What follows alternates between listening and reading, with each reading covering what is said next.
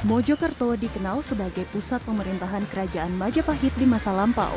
Karena itulah, banyak sekali situs bersejarah yang terdapat di kabupaten di Jawa Timur tersebut. Salah satu situs bersejarah yang bisa kita kunjungi adalah Candi Bajang Ratu. Situs yang juga dikenal dengan Gapura Bajang Ratu ini adalah sebuah gapura candi peninggalan Majapahit yang berada di Desa Temon, Kecamatan Trowulan, Kabupaten Mojokerto. Nama Bajang Ratu punya arti tersendiri. Ketika dinobatkan menjadi raja kedua Majapahit, usia Raja Jayanegara masih sangat muda, usia yang biasa disebut Bajang atau Bujang, sehingga gapura yang didedikasikan untuk Jayanegara ini diberi sebutan Ratu Bajang atau Bajang Ratu yang berarti raja kecil. Dari Gapura Bajang Ratu, kita lanjutkan perjalanan ke Candi Tikus yang letaknya sekitar 600 meter dari Gapura Bajang Ratu. Bentuk Candi Tikus yang mirip sebuah pertirtaan mengundang perdebatan di kalangan pakar sejarah dan arkeologi mengenai fungsinya.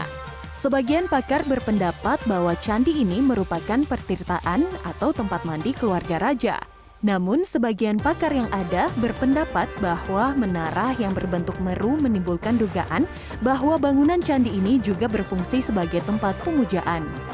Puas mengunjungi situs candi yang syarat akan sejarah, kita bisa melanjutkan kegiatan berwisata di Mojokerto dengan mengunjungi situs bersejarah selain candi, yaitu Kolam Segaran yang lokasinya juga berada di Kecamatan Trowulan. Kolam yang cukup luas ini juga peninggalan Kerajaan Majapahit dan dianggap sebagai kolam kuno terbesar di Indonesia.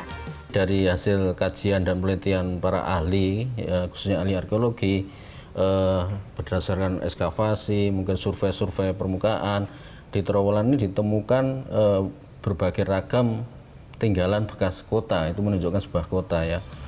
Nah, jika Anda berkunjung ke komplek wisata situs Kerajaan Majapahit di Trowulan, tidak lengkap rasanya jika tak mampir ke warung nasi Wader Segaran. Warung ini sangat populer di kalangan masyarakat sekitar, bahkan beberapa pejabat pun pernah singgah di warung yang berada persis di samping situs Kolam Segaran. Konon, kuliner ini sudah menjadi hidangan khas sejak zaman Kerajaan Majapahit. Ikan wader sebagai bahan utama dahulu banyak ditemukan di kawasan Kolam Segaran dan sungai sekitar kawasan tersebut. Sejak dulu ikan ini sudah dikonsumsi warga setempat untuk menjadi lauk pauk. Nasi Wader Segaran ini memiliki rasa yang khas dan resep bumbu yang berbeda.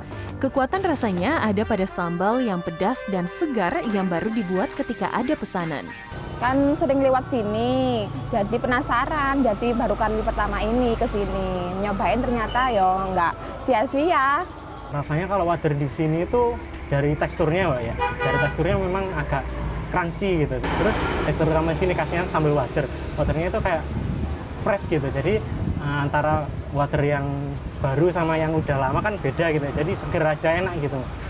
Ikan-ikan kecil seukuran jari kelingking ini ditaburkan di atas piring kecil bersama sambal. Sebagai lalapan disertakan irisan ketimun, daun kemangi, dan kubis. Namun, dalam perkembangannya, para pedagang kemudian menambahkan menu-menu lain seperti sambal ikan belut, mujair, lele, udang, dan aneka botok.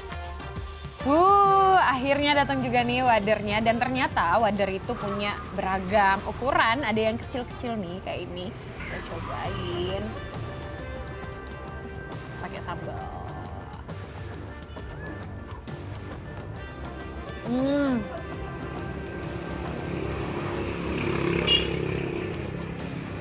Bisa dengerin renyahnya nggak sih? Enak banget, gurih banget renyahnya, tapi dalamnya tuh masih lembut.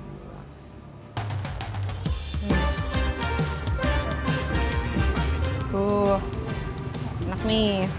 Jadi, jika berkunjung ke Trowulan, selain melihat situs arkeologi zaman Majapahit berupa bangunan dan candi, jangan lupa juga mencicipi makanan khas Majapahit yang bisa membawa kita pada suasana kehidupan masa lalu.